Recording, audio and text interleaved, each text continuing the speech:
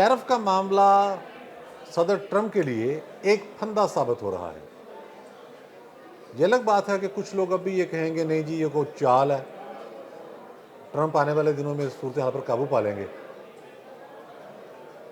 मामले का जब जायजा लेना हो तो ये देखना होता है कि गलती कहाँ हुई और हालात क्या हैं।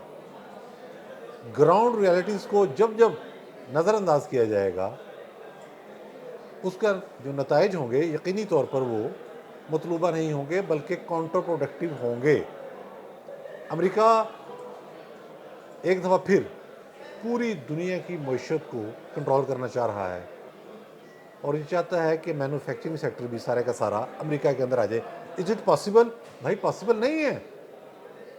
अब बहुत सारे ममालिक बहुत सारी चीज़ें तैयार कर रहे हैं। इंडस्ट्रियल ग्रोथ बहुत तेज़ी के साथ हो रही है। चीन इक्तसादी सुपर पावर बन के उभर रहा है। सिर्फ एक मिसाल मैं यहाँ देता हूँ कि आने वाला दौर इलेक्ट्रिक गाड़ियों का है। 60% इलेक्ट्रिक गाड़ियाँ जो हैं पूरी दुनिया में जो प्रोडक्शन है वो चाइना में बन रही हैं। यानी कि टेस्ला का तो नाम तो आपने सुना ही है, जहाँ चीन की BYD है और कीमत उसके जो बाज़ मॉडल है वो टेस्ला से आधी कीमत की हैं। कीमत टेस्ला से बहुत कम है, फीचर बराबर या ज़्यादा है, कोई उसमें भाम नहीं है। बहुत सारी प्रोडक्शन है इस तरह से। अब अमेरिका के अंदर जो चीज़ें कंज्यूम होती हैं उसका लगभग 14% चाइना से जाता है। यानी कि अमेरिकियों की एक बहुत बड़ी तादाद चीनी अशिया से इस्तेफादा करती है, उनके इस्तेमाल में है वो।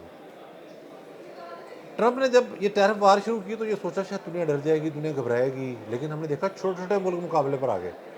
टैरिफ के जवाब में टैरिफ, पहले तो उन्होंने अपने तहदीद नाराज़ कर लिए। यानी आप देखें कोई सोच सकता है कि यूरोपीय यूनियन ने भी 25% टैरिफ लगा दिया था और चीन तो फिर खुल के मुकाबले पर आया और उन्होंने कहा कि ये मुआशी गुंडागर्दी है, हम इसका मुकाबला करेंगे।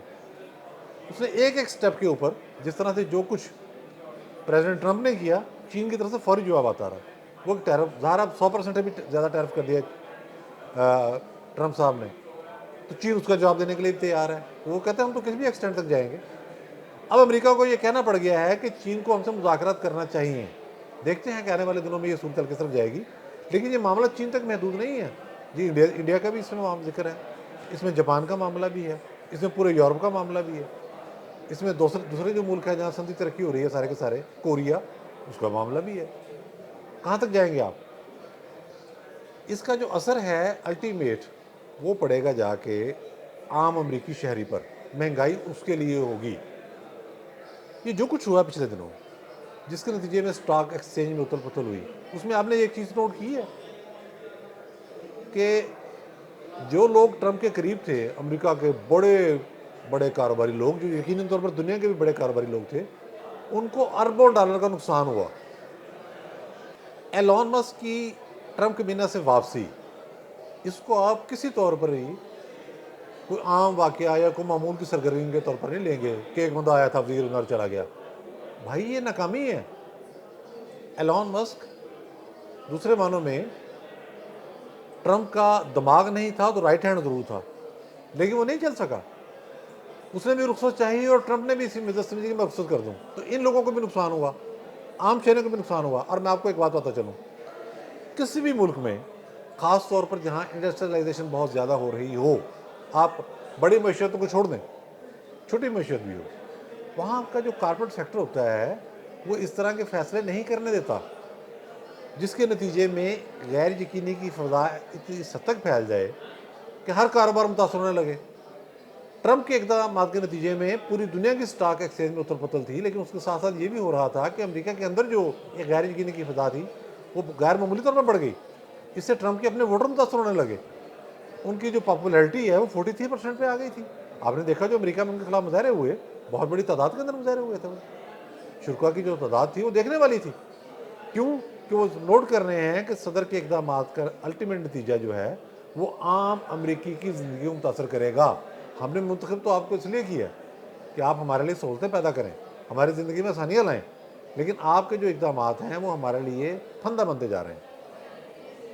तो ये जो उन्होंने अब चीन के सिवा बाकी ममालिक को 90 डेज़ का रिलीफ दिया है कि जिन्होंने जवाबी टैरिफ आयद नहीं किया उनको मैं 90 डेज़ का रिलीफ देता हूँ। ये बुनियादी तौर पर यू टर्न नहीं है सिर्फ, ये एक नाकामी भी है। उन्हें अंदाज़ा हो रहा है कि जो पॉलिसी उन्होंने इख्तियार की थी, जो एग्रेशन उन्होंने अपने तौर पर ज़ाहिर की, उसका जो नतीजा निकल रहा है वो मनफी नतीजा निकल रहा है और उसका नुकसान सबसे ज़्यादा अमेरिका को हो रहा है।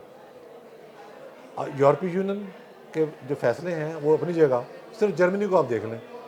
जर्मनी ने ये कहा है, क्योंकि पॉलिटिकल इम्पैक्ट भी है इसका, जर्मनी ने कहा जी मैं 547 बिलियन डॉलर जो है जर्मनी वो डिफेंस एक्सपेंडिचर पे खर्च करेगा। अब आप सोचें कि 547 बिलियन डॉलर, अरब डॉलर जब वो लगाएगा डिफेंस पे, तो वो इंडस्ट्रियलाइजेशन तो उनकी बहुत ज़्यादा है, डिफेंस इक्विपमेंट्स भी बहुत ज़्यादा है उनके पास, एटमी तैयारी नहीं है ना। तो इसके नतीजे में वो क्या क्या चीज़ें तैयार करेगा, आप तसव्वुर करें। यानी कि एक और बहुत बड़ी फौजी ताकत जो बैक वक्त अमेरिका, रूस इनको टक्कर दे सकती है, चीन वो मैदान में आने वाली है। फिर आपने देखा नाराज़गी किस तक फैली। मोदी अमेरिका के दौरे पर गए और बड़े जोशो खरोश से गए, बड़ा इस्तकबाल हुआ और ट्रंप ने कहा जी आप हमसे F-35 खरीदेंगे, वो वापस आ गए। इन्होंने टैरिफ का ऐलान कर दिया। इंडिया में भी खलबली मच गई। अब कल खबर आई है कि इंडिया ने F-35 तो क्या खरीदने हैं, उन्होंने फ्रांस से सौदा कर लिया है कि हम आपसे मज़ीद राफेल तैयार खरीदेंगे। तो ट्रंप के ये सारे इकदाम खुद उनके लिए एक फंदा बनते जा रहे थे, जिसके नतीजे में उन्होंने टर्न लिया है। अब आने वाले दिनों में मुज़ाकरत करके रास्ता निकालेंगे या कोई ऐसी फिर मैं समझता हूँ हमाकत करेंगे जिसके नतीजे में खुद अमरीकियों के लिए मुश्किलात पैदा हों और दुनिया के मुश्किलात पैदा हों, ये हमें देखना होगा। लेकिन ये जो टैरिफ को सस्पेंड करने का मामला है एक मरतबा, इसको आप शिकस्त से ही ताबीर करेंगे। इसकी कोई दूसरी तशरीह इस वक्त करना मैं समझता हूँ मुनासिब नहीं होगा और उधर अमल नहीं होगा। बहुत शुक्रिया।